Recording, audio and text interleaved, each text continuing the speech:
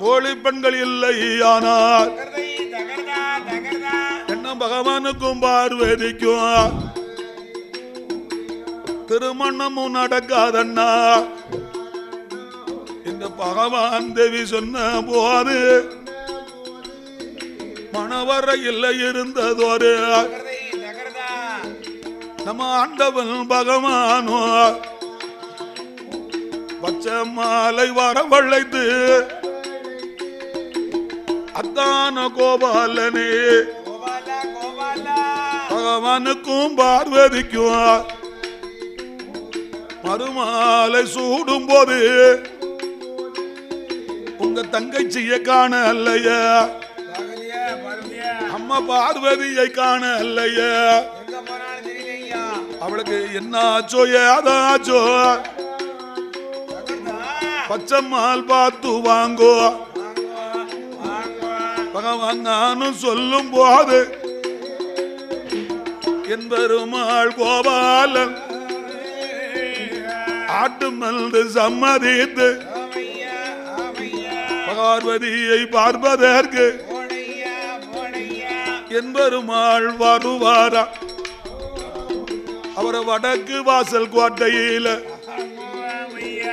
கொலுவு மண்டபத்தில் என் பெருமாள் வரும்போது அந்த பகவான் தேவி பார்வதியா தனிமையில் இருந்து கொண்டு அவளை கண்ணீரும் கவலையுமா கவலையோடு இருப்பாளா. தங்கையை தான் கண்ட போது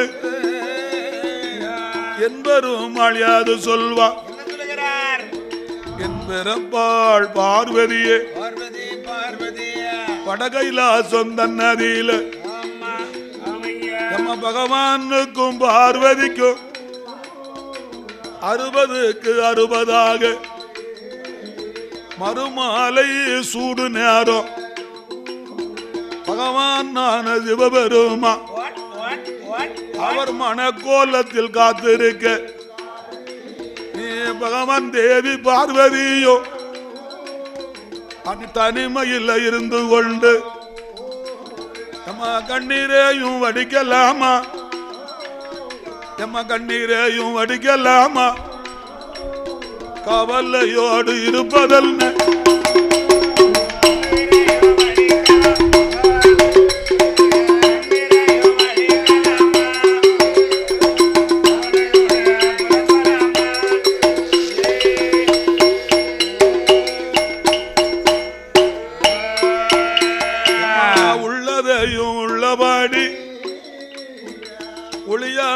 சொல்லிடம்மா என்று என்பருமாள் கேட்கும் போது சொல்லையா என்பருமாள் கேட்கும் போது அந்த பகவான் தேவி பார்வதியா எண்ணா எண்ண கோபால பகவானுக்கும் பார்வதிக்கும் திருமணமும் நடக்கும் போது என்ன பகவானை அலங்கரிக்க நீங்கள் பச்சம்மாள் இருக்கும் போது இந்த பார்வதியை அலங்கரிக்க தோழி பெண்கள் எனக்கு இல்லை, கைபிடிப்பதற்கு தோழி இல்லை, அலங்கரிப்பதற்கு தோழி இல்லை, அழைத்து வர தோழி இல்லை, தோழி பெண்கள் இல்லையானா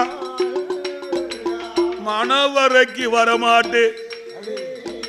பார்வதியை சொல்லும் போது என்பருமாள் கோபாலனோ அம்மா என்பீரப்பள் பார்வதியா அஞ்சாதம்மா மலையாதம்மா இன்னும் கொஞ்சம் நேரத்தில் நாம் பகவானுடைய இடம் அதில உனக்கு தோழிப்பட்டை பிறவி செய்து உடனடியா அனுப்பி வைப்பேன். அதுவரையில் பொறுத்திருமா என்று என்பருமாள் கோபாலன் வடகைலாசம் வருவாரா. மணக்கோலத்தில் இருந்ததோரு அந்த பகவானுடைய இடமதியில பகவானுடைய இடமதியில பச்சை மாலு யாது சொல்வா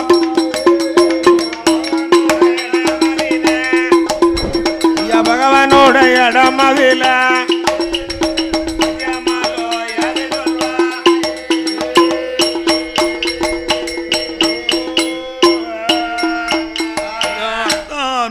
பகவானே ஆண்டவேனே பகவானே நீங்க உடனடியா இழந்தரித்து ஒரு கோழி பெண்ணை பிறவி செய்து உடனடியா அனுப்பிடுங்கோ என் தங்கை பார்வதியா கோழி பெண்கள் இல்லாமல் தனிமையில் இருக்குறாளு அதனால பகவானே உடனடியா நீங்கள் போய் ஒரு கோழி பெண்ணை பிறவி செய்து உடனடியா அனுப்பிடுங்கோ என்பருமாள் சொல்லும் போது பகவானான சிவபெருமா மணக்கோலத்தில் இழந்தரித்த வடக்கு வாசல் கோட்டை கீத்தா வருவாராம் பகவானும் கண்டியிலையும் தீர்த்தத்தோடு திருப்பிரம்ப கையில் எடுத்தா வடக்கு வாசல் கோட்டையில 22ஆம் தூணதியில அந்த பிரம்ம தூணு பக்கத்தில வருவார 2 நல்ல பீடங்களை 2 பீடம் செய்து வைத்தா ஒரு பீடம் பிரம்ம பீடம் ஒரு பீடம் சக்தி பீடம் 2 பீடம் செய்து வைத்து தீர்த்தத்தால தெளிப்பாரா வெள்ளி பெரம்பினால தட்டுவாரா தட்டும் போது 2 நல்ல பீடத்தில 2 பெண் குழந்தை 2 நல்ல பெண் குழந்தை இது சமயம் பிறந்துவாரா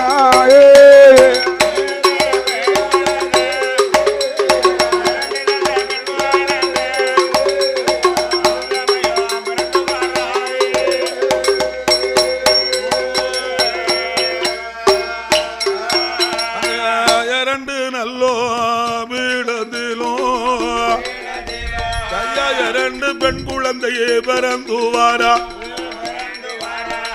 12 வயதை போல பாப்பான் பெற்ற மகளை போல அவளோ அந்த குழந்தை போல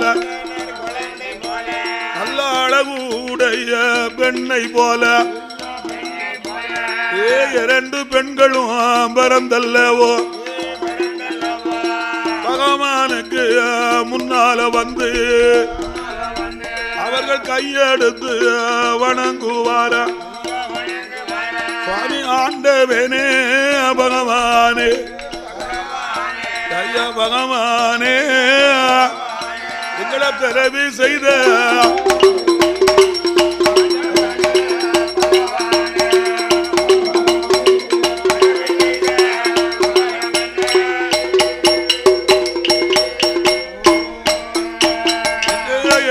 பெண்களும் கேட்கும் போது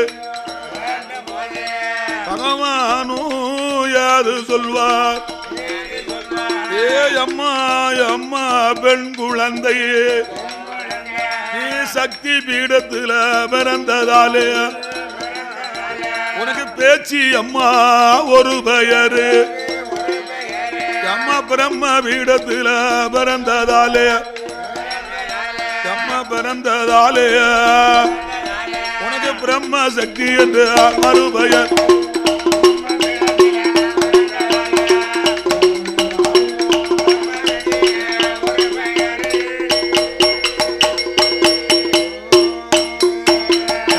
பேச்சு அம்மா பிரம்ம சக்தி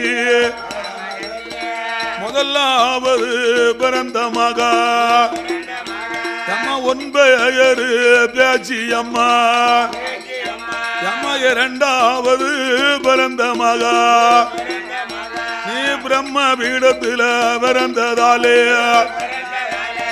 பிறந்ததாலே பிரம்ம சக்தியா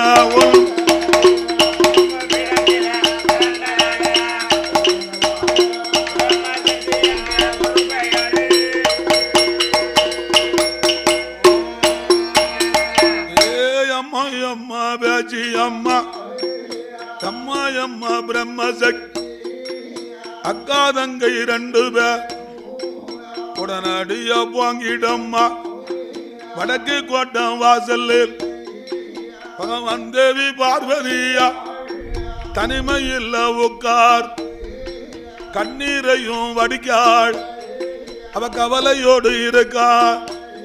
நீங்க பேச்சு பிரம்ம ராட்சதை பார்வதி முன்னால் சென்று பார்வதி கைபிடி பார்வதியை அலங்கரித்து பகவான் தேவி பார்வதிக்கு பட்டாடை உடுத்தியல்லோ பகலம் மாலை களத்தில் போட்டு மணமகள் அலங்கரித்து வடக்கு வாசல் கோட்டைக்கு தான் மணவரைக்கு அழைத்து வாங்கோ.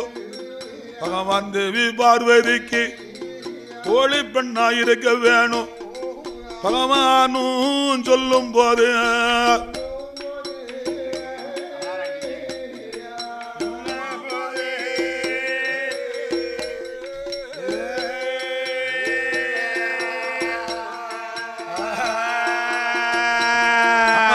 பிரம்ம ராட்சதையார் ஆட்டும் என்று சம்மதி அழகுடைய பெண்ணை போல வடக்கு வாசல் கோட்டையில கொலுவு நல்ல மண்டபத் 2 பேரும் வருவாளா.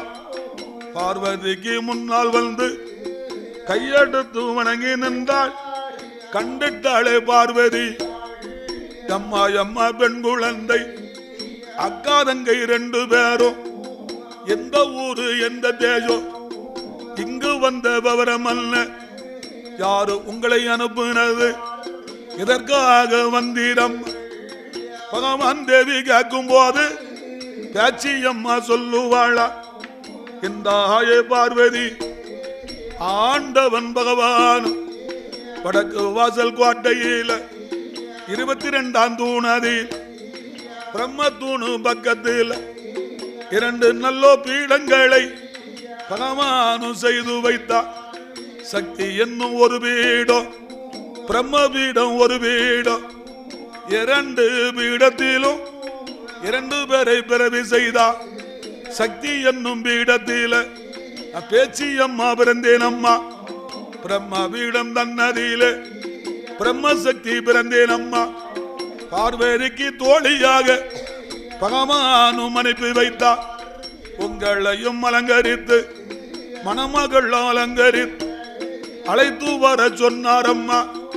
பேச்சி அம்மா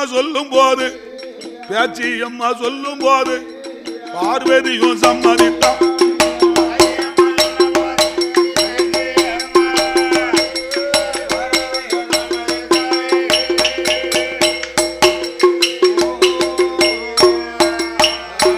உடனே பகவான் தேவி பார்வதிக்கு பேச்சி பிரம்ம ராட்சதையா தோழி பெண்ணா இருப்பாளா. பகவான் தேவி பார்வதிய பேச்சி அம்மா பிரம்ம சக்தி பார்வதியை அலங்கரித்தா. பட்டாடை உடுத்தி எல்லோ பகலம் மலை கழுத்தில் போட்டு மணமகள் அலங்கரித்த இந்த பேச்சி அம்மா பார்வதி கைபிடிக்க பேச்சி அம்மா முன்னடக்க பிரம்ம சக்தி பின்னடக்க பகவான் தேவி பார்வதியை மணவரைக்கு அழைத்து வந்து மணவர பந்தலில பகவானோட பக்கத்தில பார்வதியை அமர வைத்தா. பகவான் தேவி பார்வதிக்கு பேச்சி பிரம்ம ராட்சதையா தோழி பெண்ணாயிருப்பாளா. ஆண்டவன் பகவான் அனைவர்கள் கூட்டத்தில திருமங்கிலியம் கையில் எடுத்து சந்திரனை சாட்சி வைத்து சூரியனை சாட்சி வைத்து பார்வதி திருக்கழுத்தில் திருப்பூட்டு நேரத்தில கொட்டு மேளம் முழங்குதையா கொட்டு மேளம் முழங்குதையா புலவச்சத்தோங்க.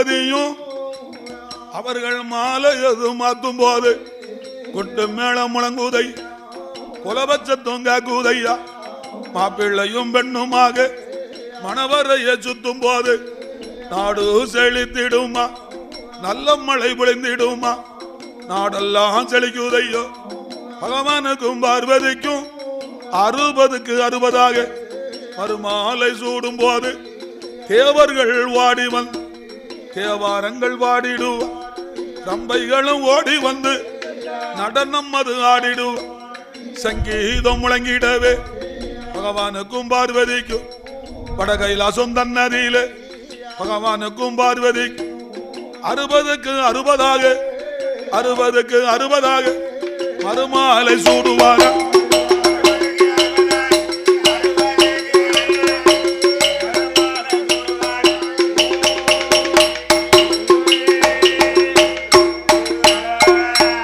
இப்படியாகவே பகவான் பார்வதி திருமணம் சிறப்பாக நடைபெற்றது. அப்படி நடைபெற்ற நேரத்தில் பகவானுடைய திருமணத்தை பார்ப்பதற்கு அனைவர்களும் வடகைலாசம் வந்து விட்டார்கள். அத்தனை பேர்களும் வடகைலாசத்துக்கு வந்ததினாலே வடகைலாசம் தணிந்து விட்டது. தென்கைலாசமானது உயர்ந்து விட்டது. 2 கைலாசங்களும் தலைகீழாகவே இருக்கிறது. தென்கைலாசமானது உயர்ந்து விட்டது, வடகைலாசம் தணிந்து விட்டது. ஏனென்றால் எல்லாருமே வடகைலாசம் வந்ததுனால 2 கைலாசமும் இப்படி தலைகளாகவே நிற்கிறது. அந்த மணக்கோலத்தில் உட்கார்ந்திருந்த ஆண்டவன் இதை கண்டுவிட்டார். ஆகா, நமது திருமணமானது நடக்கும் பொழுது அனைவர்களும் வடகைலாசம் வந்ததுனால வடகைலாசம் தணிந்து தென்கைலாசம் உயர்ந்து விட்டது. தென்கைலாசத்தில் உள்ள கங்காதேவி எல்லாம் வடகைலாசம் வந்து விடுவாளே, அதனால தென்கைலாசமானது தென்னாடு பஞ்சநாடாகி விடுமே. அதனால் உலகம் சமநிலை பெற வேண்டும், உயர்வு தாழ்வில்லாத நிலை வேண்டும். அதனால 2 கைலாசமும் சமமாக வேண்டும் என்று ஆண்டவன் மணக்கோலத்தில் உட்கார்ந்து மூத்த மகன் கணபதியை வரவழைத்தார். இந்த மகா கணபதியை வரவழைத்தாள் அல்லவா? அப்பா உன்னத்தானே உன்னத்தாப்பா உன்னத்தாங்க வாண்ண என் மகனே ஆதிமூல கணபதி. எனக்கு அவன் பிள்ளை அல்லவா, மகன் அல்லவா, உங்க அம்மாவுக்கும் அப்பாவுக்கும் திருமணம் நடக்கும் போது அனைவர்களும் வடகைலாசம் வந்து விட்டாரப்பா. வடகைலாசம் வந்து விட்டார்களப்பா. உலகம் சமநிலை பெற வேண்டும், உயர்வு தாழ்வு இல்லாத நிலை வேண்டும். உயர்வு தாழ் இல்லாத நிலை வேண்டும் ஐயா. அதனால என் மகனே தென்கைலாசம் போக வேண்டும், தென்கையிலே போக வேண்டும் மகனே, பொதிகை மலைக்கு போக வேண்டும், உலகம் சமநிலை பெற வேண்டும் என்று பகவான் சொன்னார். சொல்லுகிறார். அப்ப மூத்த மகனான ஆதிமூல கணபதி சொல்றார், என்னையா சொல்லுகிறார் பகவானை பார்த்து? அப்பா பகவானே, சிவபெருமானே, உங்கள் திருமணத்தை பார்ப்பதற்கு இவ்வளவு பேர் உட்கார்ந்திருக்கும் போது, கோடி மக்கள் உங்களை திருமணத்தை காண இருக்கும் போது நான் மட்டும் என்ன உங்களுக்கு கொடுத்து வையாதவனா? நான் மட்டும் உங்களுக்கு வேண்டாத ஆளப்பா, என்ன இப்படி வெறுத்து பேசலையே? என்னால் போக முடியாது என்றார் ஆதிமூல கணபதி. அடுத்து பகவான் இளைய மகனை கூப்பிட்டு சொன்னார் முருகப்பெருமானை. என்ன சொல்லுகிறார்? முருகா, நீயாவது தென்கைலாசம் போடா என்றார். அவரும் முடியாது என்று சொல்லிவிட்டார். அவரும் முடியாது என்று மறுத்து விட்டார்கள் அல்லவா? 33 கோடி தேவர்களை பார்த்து சொன்னார். 33 கோடி தேவர்களும் முடியாது என்றார்கள். 33 கோடி தேவர்கள் மறுத்து விட்டார்கள். கைலாசத்தில் உள்ள அனைவர்களும் என்னால முடியாது, ஒன்னால முடியாது என்று சொல்லிவிட்டு அங்கங்கே உட்கார்ந்து விட்டார்கள். அந்த நேரத்தில் பகவானுக்கு ரொம்ப கவலையாகி விட்டது. நம்மளுக்கு திருமணம் நடக்கும் போது தென்கைலாசம் பொதிகை மலையானது உயர்ந்து விட்டது. ஒருவரும் தென்கைலாசம் போக மாட்டேன் என்று சொல்கிறார்களே என்று பகவான் கவலையோடு இருக்கின்ற போது அப்ப நான் ஒருவர் இளந்தரித்து வந்தார் ஆண்டவன் பக்கத்துல. யார் ஐயா வருகிறார்? மனுமாயா விஸ்வக்கியா குலத்திலே பிறந்த ஆமோ ஐயா தெய்வதச்சன் குலத்திலே பிறந்த ஒரு முத்துநச்சரன் ஆசாரி என்ற ஒரு ஆசாரி மகன் இளந்தரித்து வந்தார். ஓ ஆமா, விஸ்வ மக்கள் இருந்து வருகிறார்கள். அந்த ஆசாரி மகனானவர் இளந்தரித்து வந்து ஆமோ ஐயா ஆண்டவா ஆண்டவா தென்கைலாசம் போக வேண்டுமானால் இதுல யாராலையும் முடியாது. யாராலையும் முடியாதையா. தென்கையிலே போக வேண்டுமானால் ஒரே ஒரு ஆளால் தான் முடியும். அது யாரு? அது யாரால? அதோ உட்கார்ந்து இருக்கிறாரே குள்ளை மனிதர். ஓ குள்ளை மனிதர், குள்ளை மனிதர் அகஸ்திய மாமுனி. அவர்தான் உலகத்துல ஈஸ்வர பட்டம் பெற்றவர். ஆமா, அவளுக்கு தான் ஒரு பட்டம் உண்டு, ஐயாக்கு பதில்பட்ட பட்டம். தாங்கள் அகஸ்திய மாமுனிவை வரவழைக்க வேண்டும். அகஸ்திய மாமுனிவரை வரவழைக்க வேண்டும் அல்லவா? அவர்தான் உலகத்துல கனமான ஆளு, அவர்தான் தென்கைலாசம் போக வேண்டும் என்று இந்த ஆசாரி மகன் அகஸ்தியரை காட்டி கொடுத்தார். ஓ எப்படியோ காட்டி கொடுத்துட்டாரே ஆண்டவன். என்னையா? அகஸ்திய மாமுனிவரை வரவழைத்தார். அகஸ்திய மாமுனிவர் அங்கு வந்தார். வருகிறார் வருகிறார். அகஸ்திய மாமுனிவரே, அகஸ்திய மாமுனிவரே, ஐயா குருமுனிவரே, ஐயா குருமுனிவரே, குள்ள முனிவரே, நீங்கள் தான் தென்கைலாசம் பொதிகமலைக்கு போக வேண்டும் என்று பகவான் சொன்னார். நீங்க தான் தகுந்த ஆளுன்னு சொல்றாரு விவரம் பார்த்து. அப்ப அகஸ்திய மாமுனிவர் பகவானிடத்துல சொன்னார். என்னையா சொல்லுகிறார் அவர்? ஆண்டவா, ஆண்டவா என்னை விட கனமான ஆள் இந்த உட்கார்ந்திருக்கார சேர்ல. ஆமா, அந்த ஆசாரி மகன் தான். இவர் தான் சரியான ஆள், என்னை விட கனமான ஆளு. ஆமோ அமையா, பழப்பன மாத்ததுக்கு அவள் தகுந்த ஆளு. அவரைத்தான் தாங்கள் தென்கைலாசம் போக சொல்ல வேண்டும் என்று அகஸ்தியர் சொன்னார். சொல்லுகிறார் சொல்லுகிறார். இப்ப அகஸ்திய மாமுனிவர் கனமான ஆளா இல்ல ஆசாரி மகன் தான் கனமான ஆளா என்று போட்டி வந்து விட்டது. யாரு கனமான ஆள் என்று தெரிய வேண்டும் என்று எல்லோரும் யோசித்துக் கொண்டிருக்கும் போது அங்கே நாரத மகாமுனிவர் குறுக்க வருகிறார். ஆண்டவா, நாரதர் சொல்றார் பகவானை பார்த்து, இந்த ஆசாரி மகன் தான் கனமான ஆளா அகஸ்திய மாமுனிவர் கனமான ஆளா என்று தெரிய வேண்டுமானால் 2 தட்டுக்களை கொண்ட ஒரு திராசு ஒன்று செய்ய வேண்டும். தராசு தான் நீதி திராசு அல்லவா? 2 தட்டுக்களை கொண்ட திராசை உண்டு பண்ணி ஒரு திராசுல அகஸ்திய மாமுனிவரை அமர வைக்க வேண்டும், இன்னொரு திராசுல ஆசாரி மகனை அமர வைக்க வேண்டும். எந்த திராசு கனமாக இழுக்கிறதோ அவர்தான் கனமான ஆளு தென்கைலாசம் அனுப்ப வேண்டும் என்று நாரதர் சொல்லும் போது அனைவர்களும் சரி என்று சம்மதித்தார்கள். அப்போ நீதி திராசு உண்டு பண்ண வேண்டுமானால் யாரு பண்ணணும்? ஆசாரி மகன் தான் உண்டு பண்ணணும். அப்ப பகவான் ஆசாரி மகனை கூப்பிட்டு, ஆசாரி மகனே, 2 தட்டுக்களை கொண்ட ஒரு நீதி திராசு உண்டு பண்ணி வாரும் என்றார் பகவான். உடனே ஆசாரி மகனும் சரி என்று சம்மதித்து 2 தட்டுக்களை கொண்ட ஒரு நீதி திராசை இங்க உண்டு பண்ணுவதற்கு பதிலாக ஒரு திராசு வந்து ஒரு தட்டு வந்து கனமாகவும் இன்னொரு தட்டு வந்து கனமில்லாமலும் அன்றைக்கே ஆசாரி மகன் கள்ளத்திராசு உண்டு பண்ணி விட்டார்.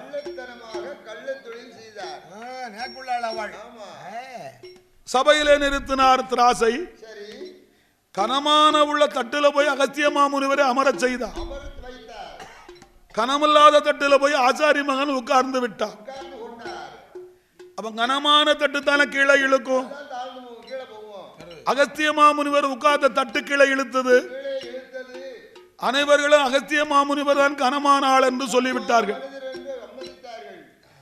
அகஸ்திய மாமுனிவர் தான் தென்கைலாசம் போக வேண்டும் என்று தீர்மானித்தார்கள். இந்த சூது வினையானது அகஸ்திய மாமுனிவருக்கு தெரிந்து விட்டது. ஆகா, ஆசாரி மகனல்லவா கள்ளத்தராசு உண்டு பண்ணி நம்மளை காட்டி கொடுத்து விட்டார் என்று அன்றைக்கே ஆசாரி மகனுக்கு அகஸ்திய மாமுனி ஒரு சாபத்தை கொடுத்தார். டே ஆசாரி மகனே, இப்பதான் வாரியா? இப்பதான் பையன் எட்டி பார்க்கவா? கள்ளத்தராசு உண்டு பண்ணி என்னை காட்டி கொடுத்ததுனால இன்றைய நாள் முதலாக உன் குடும்பம் உலகோத்தர வழிவழி வம்சமல்ல இருந்த அடிக்க எல்லாம் பறந்து போகும். போ, இருந்த அடிக்க எல்லாம் பறந்து போகும். போ அப்படி ஜாபம் கொடுத்தாரு. ஆசாரி மகனுக்கு அகஸ்தியர் சாபத்தை கொடுத்தார். ஒரு சாபத்தை கொடுத்தாருல கள்ளத்தராசு அடிச்சனால. அந்த காலத்துல பாத்தீங்கன்னா ஆசாரி அண்ணாச்சி வீட்டுல என்ன 200 ரூபாய்க்கு வேலை பார்த்தாலும் சரி, ஆமையா, அன்னைக்கு மத்தியானம் போல அவங்க வீட்டுல பாத்தீங்கன்னா தயிர் நெய் பாயசத்தோட சாப்பாடு இருக்கும்.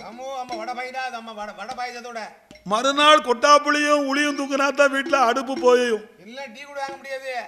இருந்த அடிக்க எல்லாம் பறந்து போகும்னு அகஸ்தியர் சாபம் கொடுத்ததுனால. ஆனா அது அந்த காலம், அதெல்லாம் பழைய காலம். இன்னைக்கு பாத்தீங்கன்னா ஆசாரி மகன் பூரா இப்ப பூரா ஏகப்பட்ட ஈவாரி ஏகப்பட்ட கடையில பழுப்பான். திருநெல்வேலி டவுன்ல பாத்தீங்கன்னா அவதான் தங்க நகை கடை, பங்களா மாதிரி வீடு. பூரா பங்களா மாதிரில வீடு இருக்கு. 4 கார் நிக்குங்க வீட்டுக்கு ஒரு விதத்துக்கு 4 கார் நிக்கி. பூரா ஏஜி வண்டில நிக்கி. உடனே ஆசாரி மகன் அகஸ்தியரை கூப்பிட்டு ஒரு சாபத்தை கொடுத்தார். என்ன சொல்லுகிறார்? அகஸ்திய மாமுனிவரே, அகஸ்திய மாமுனிவரே, நான் சொல்ல கேளும். இன்றைய நாள் முதலாக நீர் எந்த இடத்துல போய் இருந்தாலும் சரி, அம்மா நீர் எந்த இடத்துல போய் இருந்தாலும் சரிதான், உம்மை வணங்குவதற்கு யாரும் வர முடியாது, யாருமே வரமாட்டார்கள். ஒரே வண்டு தும்பிதான் அடையும் போரும் என்றா சொன்னார். ஆமா, ஒரே வண்டு தும்பிதான் அடையும். நீங்க இருக்க இடத்துல ஆசாரி மகன் கொடுத்த சாபத்தினால அகஸ்தியம் கோவில் எங்க இருக்கு தெரியுமா? எங்கயா இருக்கு கோயிலு? பொதிகை மலை உச்சியில இருக்கிறார் அகஸ்தியர் கோவிலானது. ஓஹோ, அந்த காரியாருக்கு மேல. இன்றைக்கும் அகஸ்திய மாமுனிவர் கோவிலுக்கு யாரும் போனது கிடையாது. நல்ல சைஸா உள்ள வண்டு பூரா அங்கதான் இருக்கு. அவரை வணங்குனது யாரும் கிடையாது. ஆமையா, கோவிலை சுத்தி 3 கிலோமீட்டர் அளவுல சரி ஒவ்வொரு வண்டும் பாத்தீங்கன்னா தண்ணியில இருக்கு, யாரு போனாலும் கடிச்சிரும். ஆமா, ஒவ்வொரு வண்டிக்கும் 1.5 கிலோ இருக்கும். அப்படி மாறி மாறி 2 பேரும் சாபத்தை கொடுத்தார்கள். இந்த சாபத்தை கொடுத்த உடனே ஆண்டவன் பகவான் ஆகிய சிவபெருமான் அகஸ்திய மாமுனிவரை வரவழைத்து தென்கைலாசம் போக வேண்டும் என்று உத்தரவு கொடுத்ததுனால அகஸ்திய மாமுனிவரும் சரி என்று சம்மதித்து அவர் பட்டாடை உடுத்தி நெத்தி நிறைய திருநாரை பூசி கையில இருந்த கவுண்டலத்தில சிவபெருமான் சடாபாரத்தில் இருந்த கங்காதேவி அடைத்துக் கொண்டு பகவானிடத்தில் வேண்டிய வரங்களை பெற்று புறப்படும் போது அகஸ்திய மாமுனிவர் பகவானை பார்த்து ஒரு வார்த்தையை கேட்டார். என்ன கேட்கார்? ஆண்டவா, சிவபெருமானே, உமாமகேஸ்வரா, நான் தென்கைலாசம் பொதிகை மலையில் அமர்ந்தேனானால் பகவான் பார்வதி திருமணத்தை நான் காண்பது எப்பொழுது என்று கேட்டார். அப்பதான் ஆண்டவன் பகவான் சொன்னாரா, என்னையா சொல்லுகிறார்? அகஸ்திய மாமுனிவரே, தாங்களோ தென்கைலாசம் பொதிகை மலையில் அமர்ந்திருந்தானால் வடகைலாசத்தில் பகவானுக்கும் பார்வதிக்கும் திருமணம் நடக்கும் போது பொதிகை மலையிலே மஞ்சள் மலையானது பொழியும். மஞ்சள் மலை பொழியும், பாத்துக்கங்க. மஞ்சள் மலை பொழியும் போதுதான் பகவான் பார்வதி திருமணம் நடக்கும். அந்த நேரத்தில் நிலக்கண்ணாடி முன்னால நீங்கள் பார்த்தீர்களே ஆனால் உங்களுக்கு நாங்க அம்மையை 2 பேரும் காட்சி தருவோம். பகவானும் பார்வதியும் மணக்கோலத்தில் காட்சி தருவோம் என்று பகவான் அகஸ்தியருக்கு வரம் கொடுத்தார். அத்தனை வரங்களையும் வாங்கி கொண்டு அகஸ்திய மாமுனிவர் கவுண்டலத்தை கையில் எடுத்துக்கொண்டு கைலாசம் மலைய விட்டு பூலோக வருகிறார் அல்லவா. யமயம்மல்லை பாதையாக அன்னையாகி வரார் அகஸ்தியரோ வடநாடு தேசத்தில சோழ வளநாடு அதில அந்த கொல்லிமலை தன்னதில உச்சி பிள்ளையார் கோவில் உண்டு. மத்தியானம் மதியம் போல உச்சி பிள்ளையார் கோவில் இல்ல வேனல்லது பொறுக்காமல் அந்த பிள்ளையார் கோவில் முன்னாலையும் கவுண்டல்லத்தை இறக்கி வைத்தார். அகஸ்தியர் கண்ண சென்று உறங்கிட்டார. இது பிள்ளையாரும் பார்த்துட்டார. அகஸ்தியமா முனியும் கவுண்டலும் தன்னதில கங்காதேவியை எடுத்துக்கொண்டு அவர் தென்னாட்டுக்கு போனாரானால் வடநாடு பஞ்சமாகும்.